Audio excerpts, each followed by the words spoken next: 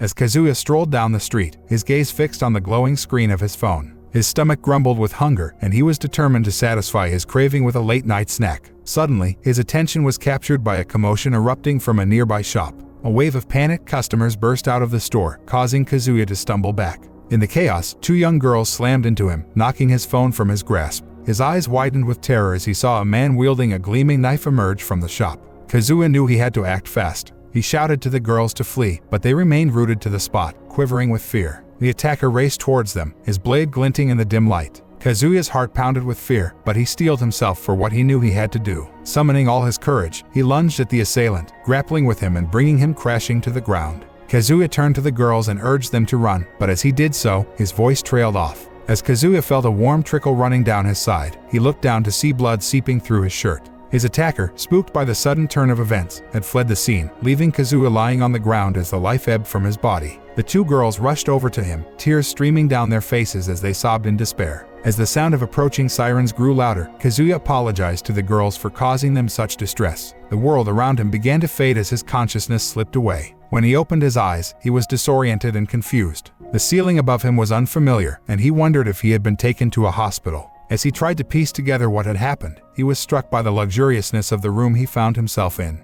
It was like nothing he had ever seen before, and he wondered if he had somehow been rewarded for his bravery. As he gazed around the room, his eyes fell upon Sylvia, who rushed over to him with unbridled excitement, calling him Master Kane. Confused, he tried to make sense of what was happening as a woman claiming to be his mother enveloped him in a tight embrace. Feeling overwhelmed, he looked over at the giant mirror next to the bed and saw a face he didn't recognize staring back at him. As Kazuya bolted upright, his heart racing with fear, he looked around the unfamiliar room, his mind racing with questions. Who was he? Where was he? And most importantly, who was that stranger staring back at him from the mirror? The two women rushed to his side, their gentle hands holding him tight, trying to soothe his frenzied mind. But Kazuya couldn't shake the feeling of panic, desperate to understand what was happening to him. As he opened and closed his hands, studying his body, the women's worried faces swam into focus. They asked if he was okay, and Sylvia tried to reassure him, speculating that he was simply confused from his long slumber. Kazuya's mother checked his temperature and suggested he rest a little longer. She ordered some soup for him, hoping to soothe his rumbling stomach. Left alone in the room, Kazuya couldn't help but wonder what was going on.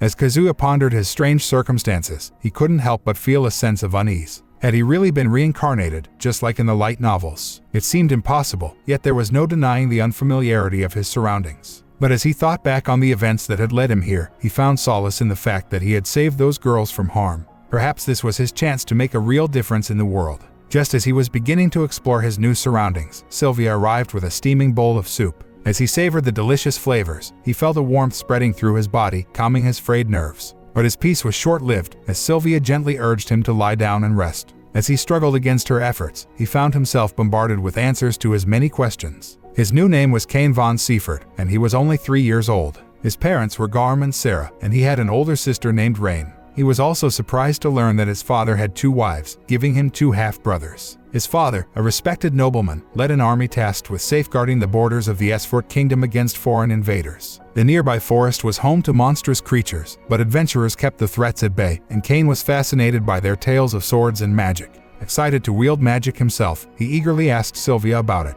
but she reminded him that he needed to learn to read and write first. So he set his sights on studying, determined to master the arts of both words and magic. As Kazuya settled into his new life as Kane, he realized that he had nothing to miss from his previous life. After all, he had lost his last living relative, his grandfather. His young age did not reveal his true intellect, and his family was amazed when they discovered his ability to read, write, and even do math. His mother speculated that he may be a genius in the making. As Kane expressed his gratitude for Sylvia's teaching, her eyes welled up with tears. His father was intrigued by his sudden interest in studying, and even his mother noticed a change in him since he recovered from his fever. Kane explained that he simply wanted to learn more about the world, and his father saw it as a step toward his success in life, despite not being able to inherit the estate. Kane pleaded to read books on magic and the kingdom's history, and his father granted his wish. His mother was thrilled that he showed an interest in magic, but his father reminded him that he would have to wait until he turned 5 to practice magic, after his baptism. However, Kane's thirst for knowledge led him to create fire using magic, surprising even himself. He quickly hid his ability when Sylvia enters his room. Kane is surprised that he can use magic at such a young age. He tries again and accidentally shoots it out of the window. He quickly stops when his sister and maid walk in.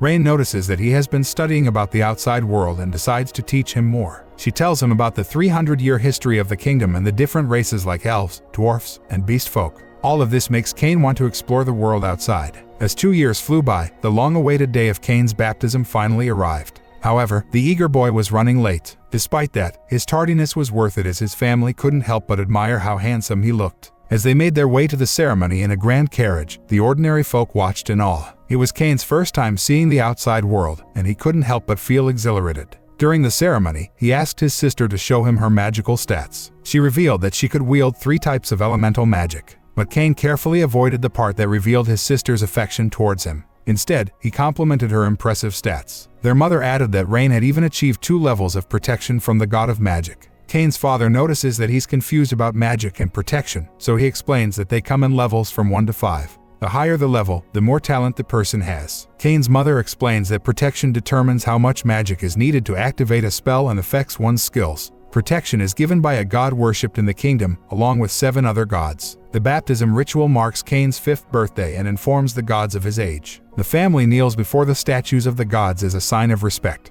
Rain wishes that her younger brother receives a lot of protection and magic from the god. The priest starts the ceremony by praying over him and informing the gods that he is of age. He asks for guidance from the gods for Cain. Suddenly, the place becomes bright and Cain hears an old man's laugh. He finds himself in the world of the gods and stands before the 7 deities who call him Kazuya. This surprises him because nobody told him that he would be transported. Cain sees the old man and thinks that he was doing cosplay, but the main god, Zenom, introduces himself and informs Cain that he can hear his thoughts. They ask Rime, the god of death and rebirth, to explain his situation. She reveals that Cain's death was unexpected, and he feels bad because his efforts were not needed. It took a lot of courage for Cain to rush out and help during his previous life. The god of his earth was impressed by his actions and requested the god of death and rebirth to reincarnate him into a new world. However, to prevent him from experiencing mental distress, Rime, the god of death and rebirth, blocked his memories until he was 3 years old. Despite this, Cain was able to quickly regain his memories and develop his writing and magical abilities. As a result, the god of magic granted him protection, and the god of war offered to aid him in swordsmanship and martial arts. The god of technology, the god of commerce, and the god of earth also grant Cain their protection. The god of technology wants him to use his previous knowledge to make progress in this world.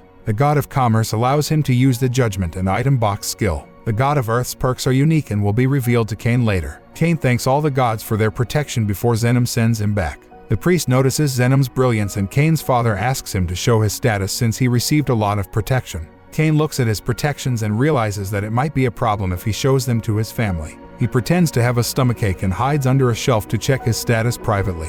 He is surprised by the high numbers and feels relieved that he didn't show them to anyone. He is level 10 for all forms of magic, military and martial arts, and item box skills, and the protection from all the gods is also at level 10. He wonders why the gods gave him such high levels. Zenom allows him to create magic and hints that he should use status conceal. Cain activates it and joins his family for dinner. They toast to his 5th birthday, and his mother comments on the light at the baptism, and his father Garm asked Cain to show his status. The family is amazed by Cain's exceptional abilities, including his high magic score of 344,560, item box skill, and judgment skill. Even though Cain tried to conceal most of his status, his father, Garm, is shocked. He explains that even experienced palace mage only have about 10,000 magic score, and Cain's score is way beyond that at just 5 years old. Garm also mentions that with these skills, Cain is guaranteed success in any job he chooses. However, he warns Cain not to show his status to anyone else as it could be seen as a threat to the kingdom, and one wrong move could result in state supervision. Gar makes the 2 servants promise not to tell anyone about Cain's abilities. After dinner, Cain is left wondering what is considered average stats since his abilities seem acceptable. As he stumbled upon a book on summoning magic, Cain's eyes lit up with excitement. His heart racing with anticipation, he rushed outside to summon a fluffy creature. But to his dismay, he called forth a demon instead. The creature attacked his sister and her friend, filling Cain with a sense of dread. As he stood frozen, he suddenly got a flashback to the final moments of his previous life. With courage and determination, he leaped into danger once again. He attempted to hit the monster with a fire spell, but the demon seized him and threw him across the yard. His love for his sister and her friend gave him the strength to fight back, and he miraculously sent the monster back to where it came from. As he crashed onto the ground, he lost consciousness. When he woke up, he saw the joy on the faces of the girls. For the first time, people were smiling because of his actions. Later on, he made his debut to a crowd who looked at him in awe. In his speech, Cain revealed his wish to protect everyone by becoming an adventurer. And this concludes the episode. If you enjoyed the video, then don't forget to like, share and subscribe our channel Annie Explainer.